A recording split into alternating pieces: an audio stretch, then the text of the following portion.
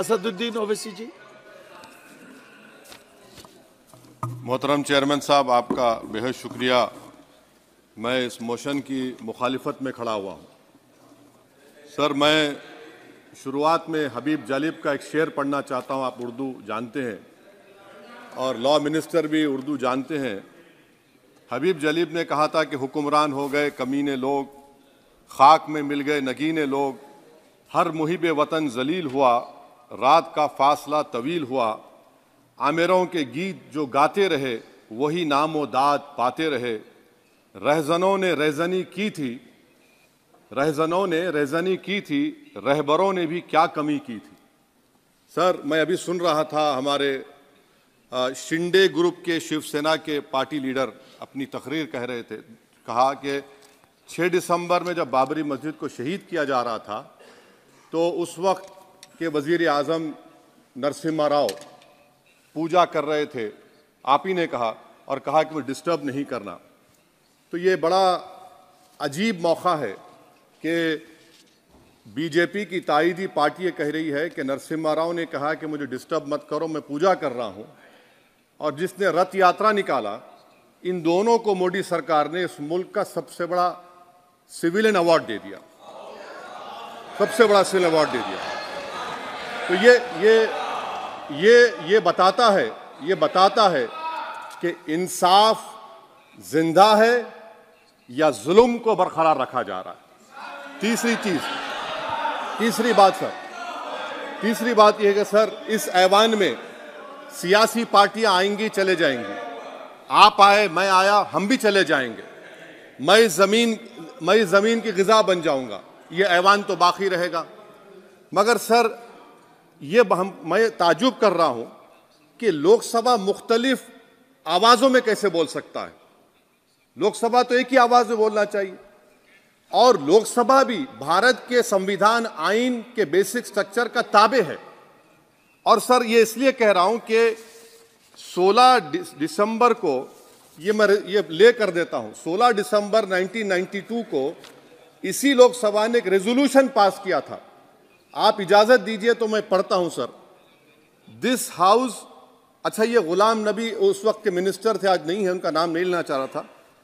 This House strongly and unequivocally condemns the desecration and demolition of the Babri Masjid at Ayodhya by and at the instigation of forces represented among others by VHP, RSS and the Bajrang Dal, which has caused communal violence in the country. Such act of vandalism was carried out not only in violation of order of the Supreme Court, but amounted to an attack on the secular foundations of our country. This House expresses anguish at the happenings and wishes to reiterate its resolve that it will ceaselessly endeavor to uphold the secular and democratic traditions of our country and for the maintenance of rule of law. और एक paragraph मैं नहीं पढ़ूंगा। मैं ताजुब कर रहा हूं कि जब इस ऐवान ने एक रेजोल्यूशन पास किया तो हुकूमत आएगी जाएगी, और हुकूमत ये मोदी हुकूमत जश्न मना रही है जो 6 दिसंबर को हुआ। तो ये एक बात है सर। चौथी बात यह है कि सर, नहीं, 6 दिसंबर के ऊपर कोई जश्न नहीं है। राम मंदिर के निर्माण की जो प्रतिष्ठा हुई है उसको संबोधन कर रहा है, और वो सर्वोच्च न्यायालय के द्वारा तथ्यों के आधार पर दिए गए निर्णय के कारण से हुआ है। सर्वोच्च न्यायालय का निर्णय है, तो तथ्यों के आधार पर निर्णय है। वो विषय आपने बोल दिया, ठीक है, ओके। परंतु जो मंदिर का निर्माण है वो नियमानुसार सर्वोच्च न्यायालय के निर्णय से तथ्यों को देख करके। एक सेकंड, आप इस्लाम के बहुत जानकार हैं, विद्वान हैं वैसे भी अब कानून के। यदि किसी अन्य धर्म के स्थान पर मस्जिद बनाई जाए तो शायद उसको मान्य नहीं किया जाता। अभी एएसआई ने, सुप्रीम कोर्ट ने स्वीकार किया है कि वहां पर राम मंदिर था। तो इस विषय केवल यह है कि वहां पर राम मंदिर ठीक बना कि नहीं बना, वो विषय हो गया। तो कृपया इस पर यदि आप कुछ बोले तो बोलें प्लीज। सर, मैं आपको गलत साबित कर दूंगा सर। और मैंने रुक तो जाइए बड़ी इज्जत के साथ सर, मैं आपकी बड़ी इज्जत करता हूं सर। आपको मैं कोट कर रहा हूं सुप्रीम कोर्ट का जजमेंट, पैराग्राफ 1222 रोमन 17, उसमें लिखा गया है, the destruction of the mosque took place in breach of the order status को and the assurance given to this court, the destruction of the mosque and obliteration of Islamic structure was an egregious violation of the rule of law. Egregious का मतलब जो छोटी मोटी अंग्रेजी में आती है वो क्रिमिनल एक्ट कहा। और सर आपने कहा था कि वहां पर मंदिर को तोड़कर बनाया गया। सर मैं आपके सामने ये तमाम चीजें लेकर दूंगा, सुप्रीम कोर्ट के जजमेंट के पैराग्राफ्स हैं जिसमें सुप्रीम कोर्ट ने एएसआई की रिपोर्ट को नकारा। उन्होंने कहा कि मंदिर को तोड़कर मस्जिद नहीं बनाई गई थी। सुप्रीम कोर्ट ने कहा, ये सुप्रीम कोर्ट ने कहा।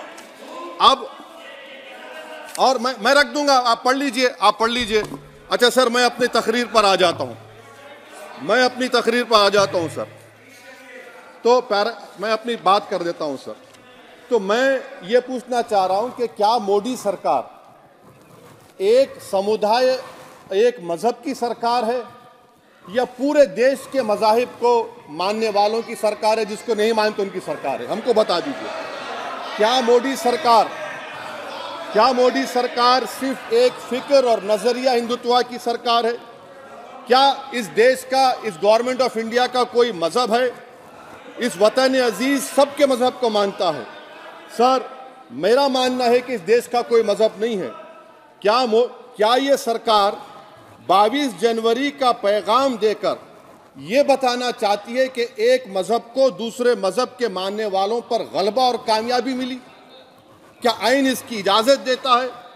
क्या ये पैगाम आप जब ऐवान से दे रहे हैं तो 17 करोड़ मुसलमानों को आप क्या पैगाम दे रहे हैं, ये मैं आप पर छोड़ता हूं। सर 49 में धोखा हुआ, 86 में धोखा हुआ, 92 में धोखा हुआ, 2019 और 22 में भी इस ऐवान के जरिए हमको धोखा दिया जा रहा है। और अफसोस के साथ कहना पड़ता है सर कि मुस्लिम अक़लियत को हमेशा ये कहा गया कि तुमको भारत के शहरी बरकरार रहने के लिए एक बहुत बड़ी कीमत तुमको चुकानी पड़ेगी, और हम पर इल्जाम लगा दिया गया। सर क्या मैं बाबर का स्पोक्स पर्सन हूं? क्या मैं जिना का स्पोक्स पर्सन हूं?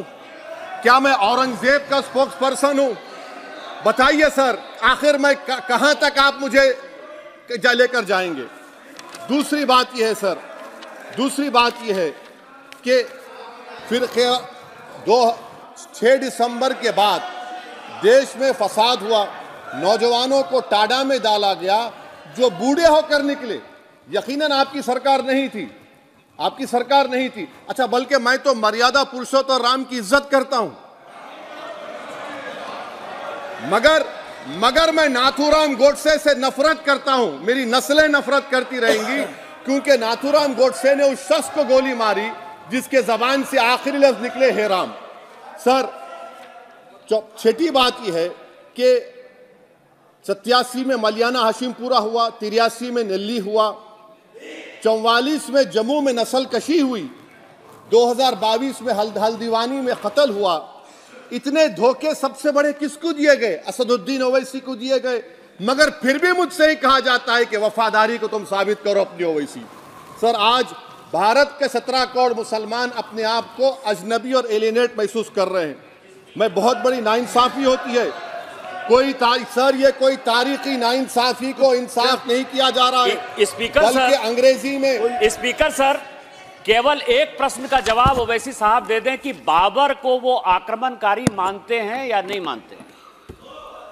पुष्पमित्रा संघा को आप क्या मानते हैं? बताओ, पुष्पमित्रा संघा को आप क्या मानते हैं? जम्मू के वो, कश्मीर के वो राजा को क्या मानते हैं जिसके पास एक फौज थी मंदिरों को तोड़ने के लिए? आप क्या मानते हैं? यही तो मैं कह रहा हूं कि निशिकांत दुबे 47 में आजादी मिली, असदुद्दीन ओवैसी से बाबर की बात पूछ रहे हैं। तुम गांधी की बात पूछते, तुम बोस की बात पूछते, तुम जलियांवाला बाग की बात पूछते, तुम काला पानी में जो मुसलमान शहीद हो गए उनकी बात पूछते, मगर बाबर की बात पूछी जाती है। तो सर मैं आपको बता रहा था, खामखा डिस्टर्ब किए सर, मुझे मेरा वक्त ले लिए निशिकांत दुबे। सर मैं आपसे कह रहा था, मोदी हुकूमत ये पैगाम दे रही है भारत के मुसलमानों को कि जान बचाना है या इंसाफ चाहते हो। मैं कह रहा हूं मैं भीख नहीं मांगूंगा, मैं इस नंगी तासुब को कबूल नहीं करूंगा। मैं दूसरे दर्जे के शहरी के मौक़िफ़ को कबूल नहीं करूंगा। मैं अपनी शनाख्त को नहीं मिटने दूंगा। अब मैं झूठी और दिल फरेब बातों पर हरगिज भरोसा नहीं करूंगा। मैं वो काम नहीं करूंगा जो बीजेपी और नाम निहाद सेकुलर पार्टियां चाहती हैं। मैं वो काम करूंगा जो आपको पसंद नहीं है, संविधान के दायरे में रहकर।